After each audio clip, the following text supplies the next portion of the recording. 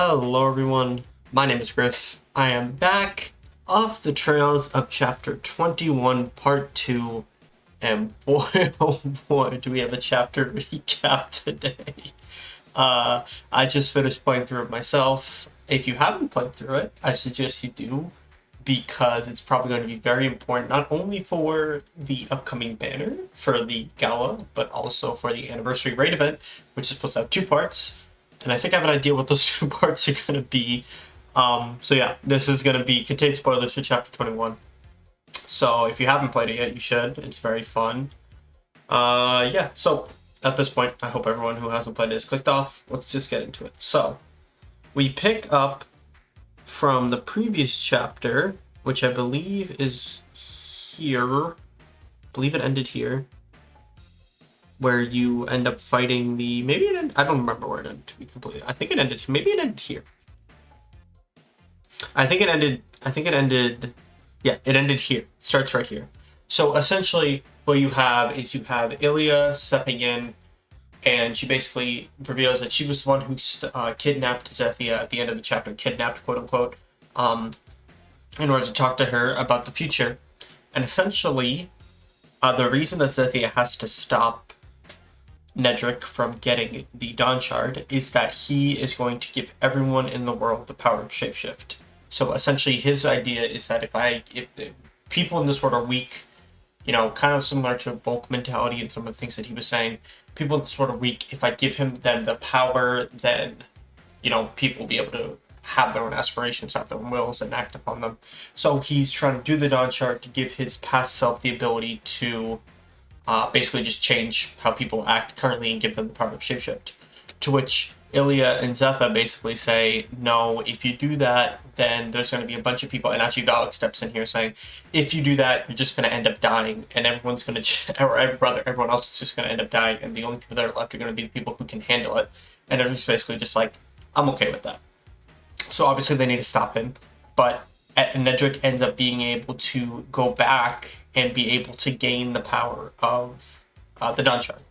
While this is happening, Ferris and Baron show up, and Ferris and Baron start to resurrect Elysium with black mana, and Baron's kind of like, this is going to take a while, so they're just kind of there for right now at this point of the chapter, And essentially, as Nedrick goes back in time, a bunch of fiends show up, so we have to fight the fiends. We fight the fiends. Oop, that is not where I want to go.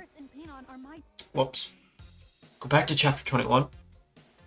Fight the fiends. Then we hop over to here. At this point, we go back into the past. We kind of travel through Nedrick's past, and we kind of see some of the things that he's seen. And we get to a point where he is in the throne room as a baby, and he sees himself as a baby. He's like, I'm going to give myself this power. Zethia basically then jumps into the portal, and we cut back to a conversation she had with Ilya, where Ilya's basically saying, you know, you're the only person who can take this pack from him. I'm going to give you this sword that will be able to give you this pack from him, and at that point, you're going to lose something to you. It might be your life. Are you willing to take that risk? And her answer is basically yes. And then, of course, she says this. Yun finds out about this. He basically tries to step in and stop her, but she still goes through with it. She travels back in time, and using this blade, this special blade, which we don't actually get a lot of origin for, we just know it's from the other world. I'm assuming we'll get more origin for it in another time. She basically she talks straight to Bahamut and says that Nedrick's body is weak and crippled, but hers isn't. And she can take the pack that he couldn't. And Nedrick's like, okay, I guess. And Nedrick kind of gets blasted away, and Bahamut kind of does some magic. And we cut back to the present, where Nedrick wakes up, and he's confused about what's happening. And at that point, Baron and Ferris are about to revive Elysium with black mana. We kind of get this point where they actually do succeed in that to a degree. At this point, as you can see, the fall of the Holy Worm, and then the Holy Worm's not integrated, so we have to fight him again at that point, basically.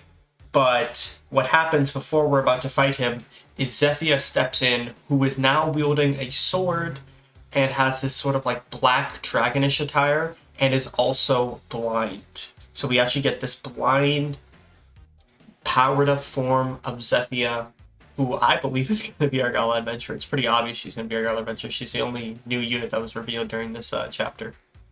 But she steps in. She basically says, using this power that I've gotten, half of this Pact of Bahamut. So she has half of the Pact of Bahamut. That's like hers. She's like, I'm gonna step in. I'm gonna go for this. I'm gonna change the future, basically. So she tries to change the future.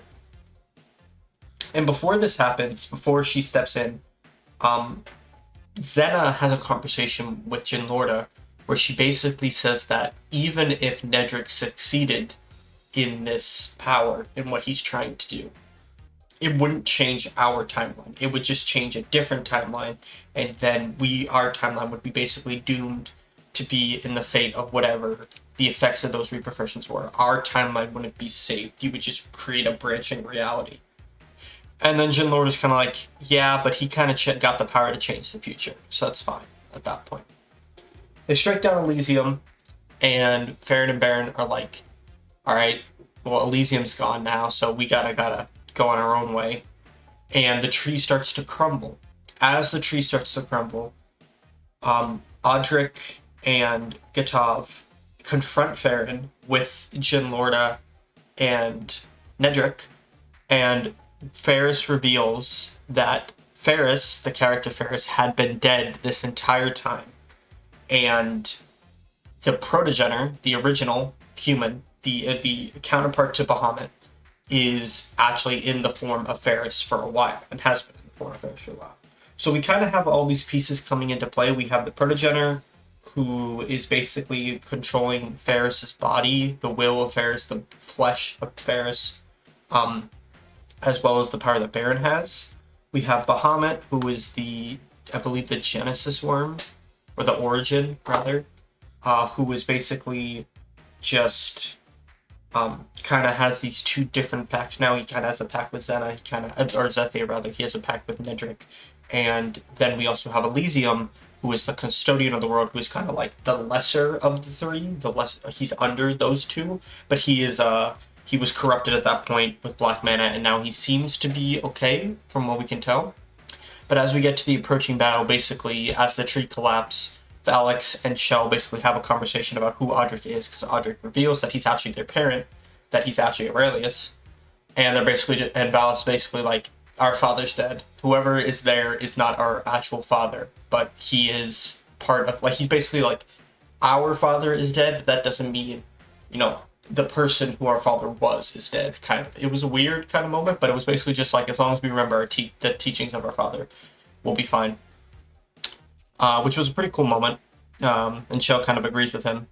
But then we kind of have this confrontation at the bottom of the hill, and I'm just going to jump to the end of this so we can get the teaser for the next chapter. We have this conversation at the bottom of the hill, or the bottom of the tree, where Nedrick is basically challenging Uden. Like, Uden's like, I will change your perspective on how this world works. I will change it so that you don't think about the future in such a way where, you need people to have transformations in order to be strong. And in a way, Nedrick kind of failed, because he tried to seal the Dawn Shard, he tried to get this pact, and he ended up becoming weaker as a part of it. He only ended up having half of the pact with Bahamut, and Zethia taking the other half. So as we can see here, the final battle with Nedrick is nigh, but it is interrupted when the Worm of Genesis and Oblivion awakens. As the prince and his friends battle against Bahamut, he gains a look into Nedrick's past. What will he do, and what are Nedrick's true intentions? So the next chapter seems to be taking on the role of having a battle with both Nedrick and Bahamut. This is what I thought the anniversary raid was going to be about before the end of the chapter, which I haven't talked about yet. Basically, I thought that we were going to fight Nedrick and Bahamut, and I thought that was where the chapter was going to leave off. And it's kind of saying that's going to happen in the next chapter, so I think the second part of the anniversary might be about that. But the first part, we go to Ferris and Baron after they have basically done all this, and they say, okay, at this point, now Satan can be revived. And it cuts to Harl, who says, basically, since Ferris and Baron had been doing what they're doing, he was able to seize Metatron's mana, which would give him the power to revive Satan. So we have Ferris, Baron, Harl, and Basilisk, who Basilisk is the fifth apostle from the apostle events, like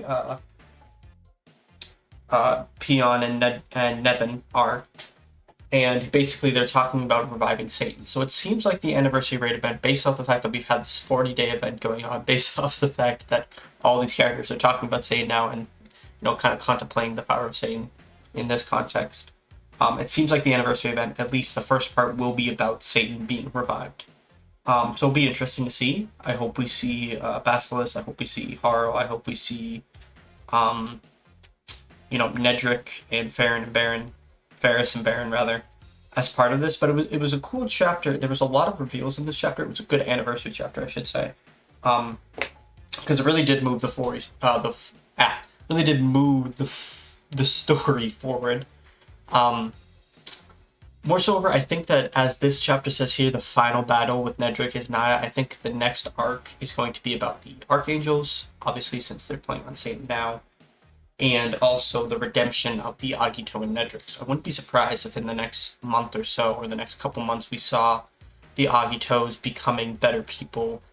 We already saw part of that with Astral Volk, or rather, Volk becoming Beast Volk during the Apotheosis part, and then getting him as a dragon. So we'll have to see what the next steps of that are, but I am looking forward to it. I am looking forward to the digest that's tomorrow, so I hope you guys are looking forward to that too. And yeah, I really like this chapter a lot, and I'm hopefully going to be able to summon. I have actually regained my rolls. I am now at 300-ish summons. I'm actually over 300 summons, about like 333. So hopefully in the future we are able to have a good future for this anniversary. So thank you all for watching.